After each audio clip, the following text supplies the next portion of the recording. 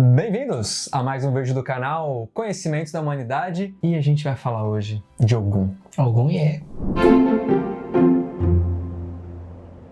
Léo, Ogum é bastante conhecido, principalmente para quem frequenta a Umbanda, Candomblé e outras religiões afrodescendentes.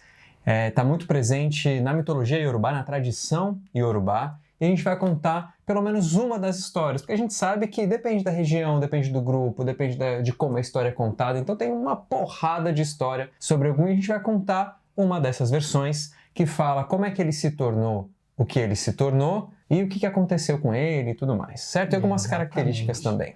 Tem uma coisa muito legal na mitologia iorubá, é que muitos dos orixás que a gente conhece é como se eles fossem humanos. E aí eles são divinizados, se tornam reis, né? Como é o caso de Xangô, por exemplo, ou Ogum, que vai se tornar um grande guerreiro. A gente vai entender por que isso. Exatamente. Então a primeira coisa é lembrar que Odudua é o criador principal na tradição iorubá. E Odudua teve um primeiro filho, que justamente foi Ogum. Exatamente. E ele, logo na infância, ali no começo da vida, já começou a se mostrar habilidoso, Léo.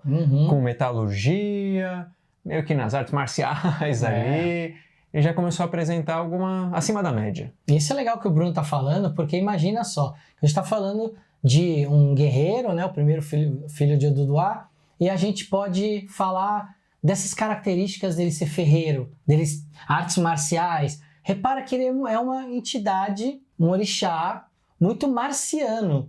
E para nós ocidentais, marciano vem de Marte, né? Vem do deus da guerra romano. Então, a gente tem uma ideia de que existem ali características parecidas, né? Deuses da guerra, que tem essa coisa marcial, que mexe meio com metal. Em Roma, eles ainda dividiram essa representação em Vulcano e Marte, né? Então, um para guerra, outro para metalurgia. Mas Ogum, ele acaba sendo um orixá que ele junta essas duas características marcianas. Boa. E como ele tinha essas características e era filho mais velho, ele ficou responsável por proteger a cidade Ifé, que era uma das cidades principais ali na tradição iorubá. Então, ele precisava proteger tanto a cidade de invasores, contra invasores, quanto a sua família. Muito bom. E aí, em determinado momento, que ele foi eleito o protetor da cidade de Ifé, uma cidade importante, sagrada para os iorubás, um grande exército ali de uma cidade vizinha resolveu atacar Ifé. E aí, durante esse ataque ali, o cerco ali à cidade de Ifé,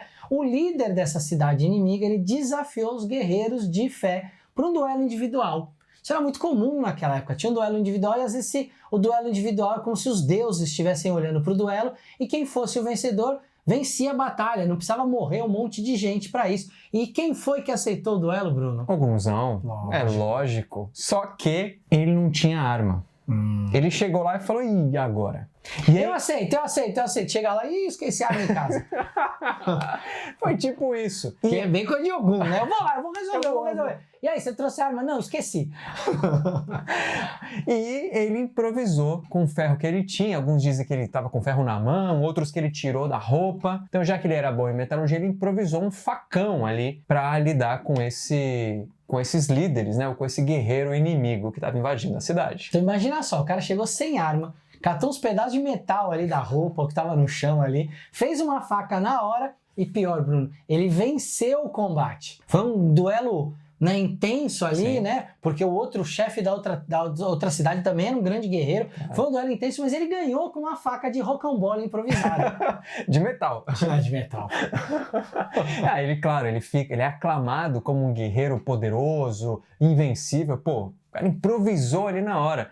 Então ele acaba se tornando uma figura importante, que depois vai se tornar um orixá, mas então ele torna ali uma figura importante para a guerra, mais especificamente ali naquele momento. Ele já tinha essa habilidade, mas pô, o cara é o grande representante guerreiro da guerra ali pra gente. Então, com essa deificação, divinização, orixazação, sei lá, ele é considerado o protetor, o guia dos guerreiros, dos metalúrgicos, mas também a simbologia que isso traz. Então, com a sua representação com faca na mão, ele abre os caminhos. Então isso é importante em vários níveis. Por exemplo, na agricultura isso é importante, Sim, eu preciso, sim. né? O arado é de metal, o facão para tirar o mato, para você poder abrir o campo de cultivo. Isso. E também no âmbito mais pessoal. Então, por exemplo, eu preciso abrir meus caminhos, eu preciso da força de Ogum para seguir, para caminhar, para guerrear, a guerra da vida, né? Os conflitos e tudo mais. Então ele se torna vinculado, protetor, guia dessa ideia.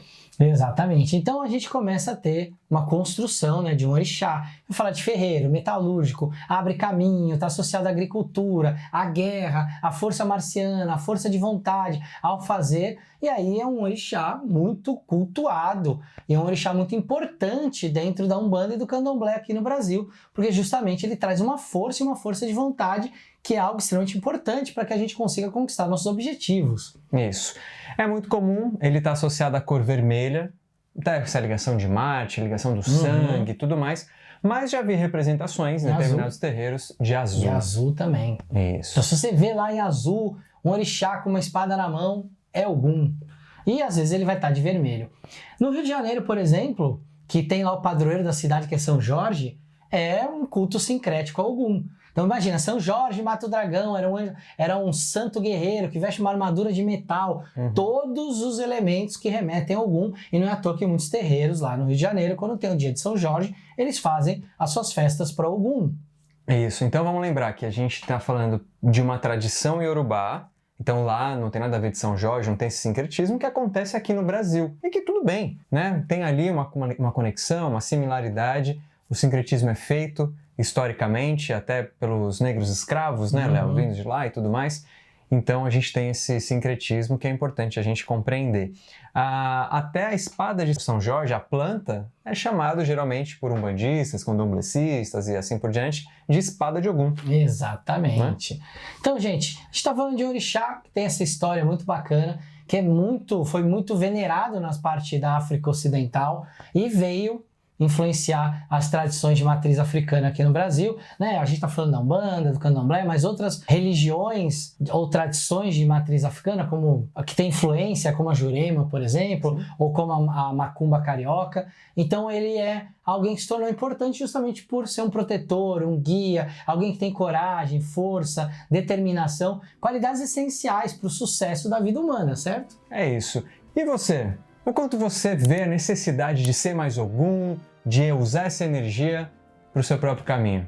Deixa aqui nos comentários, um beijo no seu coração e até a próxima. E esfirras de Ogum para vocês, com muita pimenta.